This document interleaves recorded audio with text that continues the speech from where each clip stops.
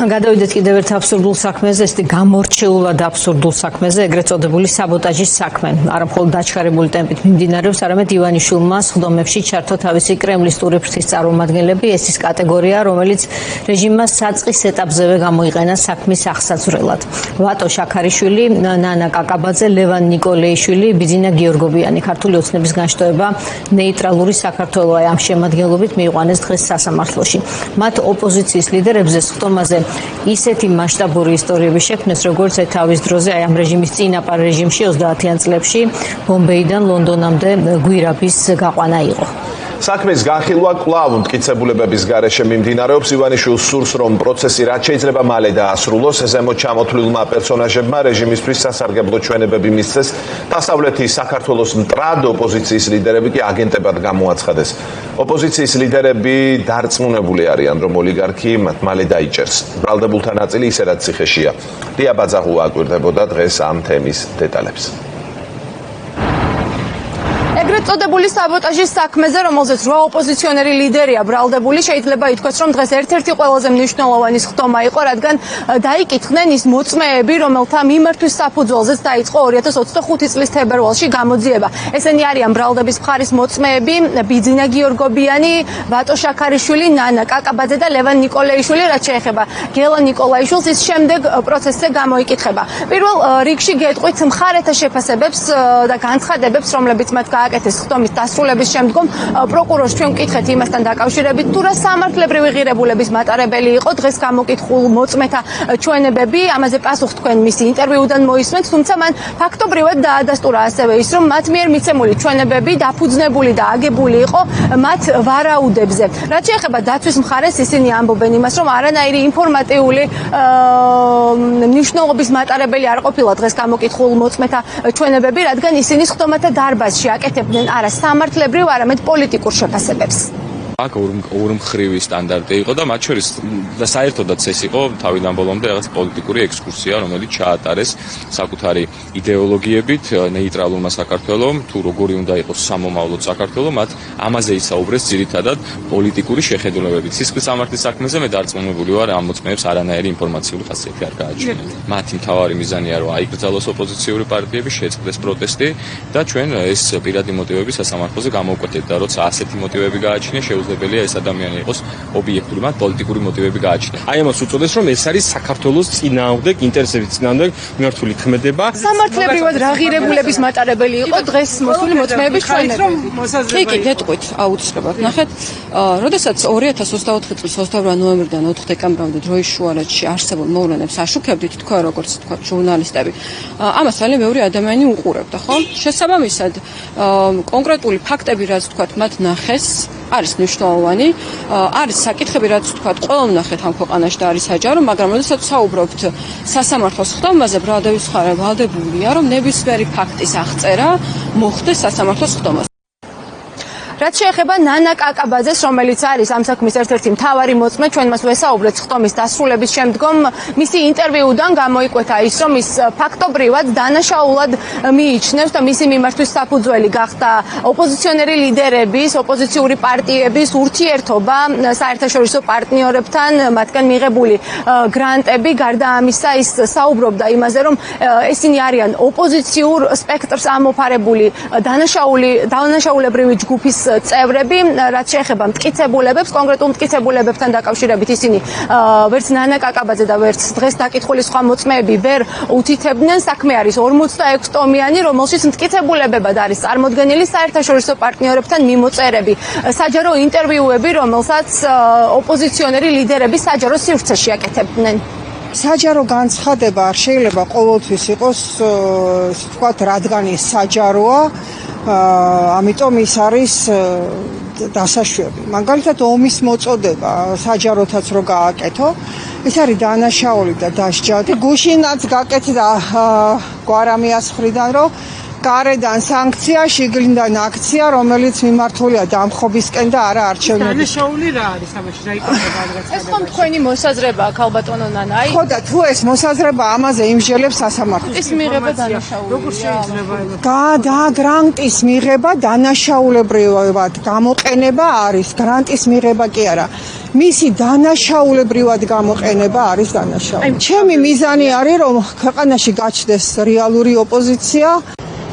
ბრალდების მხარის მტკიცებულებების გამოკვლევა უახლოეს პროცესებზე უნდა დასრულდეს. ოპოზიციონერი ლიდერები ვარაუდობენ იმასაც, ასევე მათი ადვოკატები, რომ ამ საქმესთან დაკავშირებით განაჩენიც მალე იქნება. ლიდერები ფიქრობენ იმას, რომ ბიძინა ივანიშვილის ერთადერთი მიზანი არის ოპოზიციური ველის გაქრობა ქვეყანაში.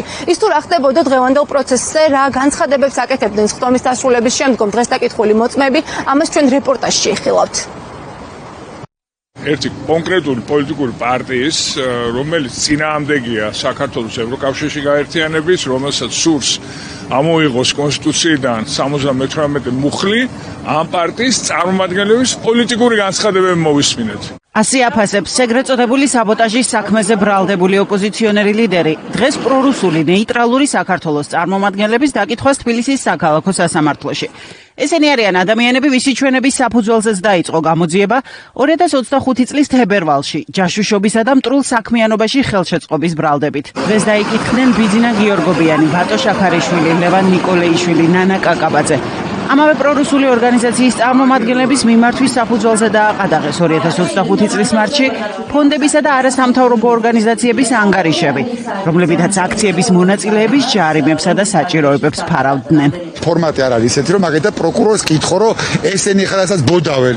ამას ეთანხმებით და ეს რაღაცა თქვენი ამ ბრალის ნაწილია, ამიტომ ვარ ჩვენ აქ, მაგიტოზი ვართ, ამას ეთანხმებით. ამ კითხვას ვერ ვსვამ, ამიტომ კითხვას არ გასმევინებენ. კითხვას არ გასმევინებენ კი არა, რავი, ჩაკუჩი იქნებს მოსამართლე. რა კითხვა უნდა დაუსვა მართლა? აი ამას უყვება ადამიანი, რა უნდა დაუსვა? მართლა მაინტერესებს, აი მე რაც მოვუყევი, ამას უყვება ადამიანი, ჩემი აზრით ის ან დასაწვენია, აქ მოსაყვანი არ არის, ანუ ან დასაწვენია, ან გამოსაკოლევია რა ჭის ხო, რა სხובה. რა შეიძლება რა უნდა ვკითხო ახლა მაგაზე, რომ მართლა გჯერა ვატო შენ ამ ბოდვის, მაგას ხوار შეგითხები. საქმე, რომელიც დღეს დაკითხულთა განცხადების საფუძველზე დაიწყო 46 ტომიანია. საქმის მასალებში მტკიცებულებებად დევს ოპოზიციონერი ლიდერების საჯარო ინტერვიუები, Facebook პოსტები, საერთაშორისო პარტნიორებთან მიმოწერები. როგორც ჩანს, ოპოზიციური პარტიების მიერ 2024 წლის არჩევნების შემდეგ ივანიშვილისა და მისი პარტიის წინააღმდეგ სანქციების მოთხოვნა მათთვის საბოლოო წერტილი აღმოჩნდა. საერთაშორისო პარტნიორებთან ურთიერთობას თulit, რომ ეს არის დანაშაული? არა. ესე მიგაჩნია? საერთაშორისო პარტნიორებთან კი არა. საკუთარ პატრონ ძალებთან. ბიძინა ივანიშვილის წინააღმდეგ სანქციების მოთხოვნა აღმოჩნდა, ის საბოლოოდ რის გამოც გადაწყვეტეთ, რომ მიგემართათ პროკურატურა.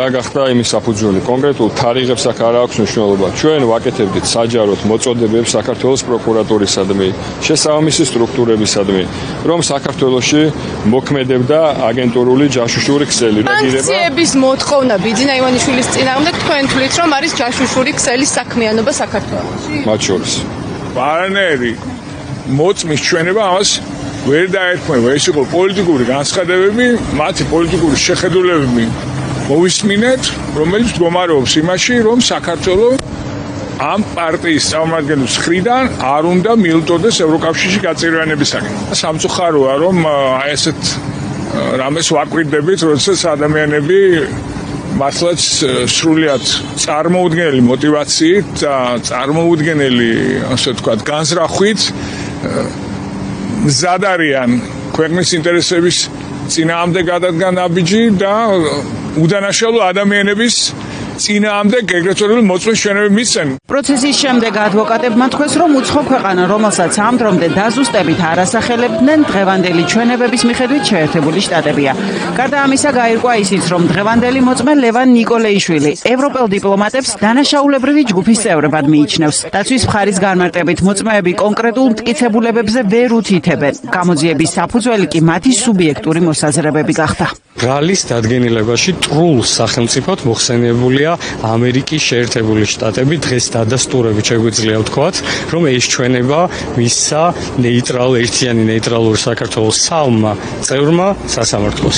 ისინი ამბობენ, რომ CIA აწყობდა გადატრიალებას საქართველოში, შესაბამისად ბრალდებულები თანამშრომლობდნენ სწორედ CIA-სთან და ისინი მიიჩნევენ, რომ ტრული სახელმწიფო, რომელიც მოქმედებს საქართველოს წინააღმდეგ, გახლავთ ამერიკა. ლევან ნიკოლეიშვილმა სასამართლოს მისცა ჩვენება, რომ ამ აგენტურული ჯგუფის მხარდამჭერი და თანამოაზრე გახდათ ურსულა ფონ დერ ლაიენი, კაია კალასი და როგორც მან ითხოვა და მთხოვა პირადად რომ არ გამორჩენოდა არავითარ შემთხვევაში, ქალბატონი მართა კოსი. ამერიკის მაშინდელი ადმინისტრაცია და კერძოდ ამერიკის შეერთებული შტატების ელჩი უშუალოდ იყო ჩართული საქმიანობაში, რომელიც დაკავშირებული იყო რადიკალური ოპოზიციის მხარდაჭერასი, რაც საბოლოო ჯამში უნდა დასრულებულიყო კონსტიტუციური ცვლილებით, ხელისუფლების დამხობით, არაკანონური გზით. შემდეგ პროცესზე ბრალდების მხარე მოწმეების გამოკითხვას დაასრულებს. განაჩენი კი საქმეზე სავარაუდოდ უახლოეს კვირებში გამოცხადდება.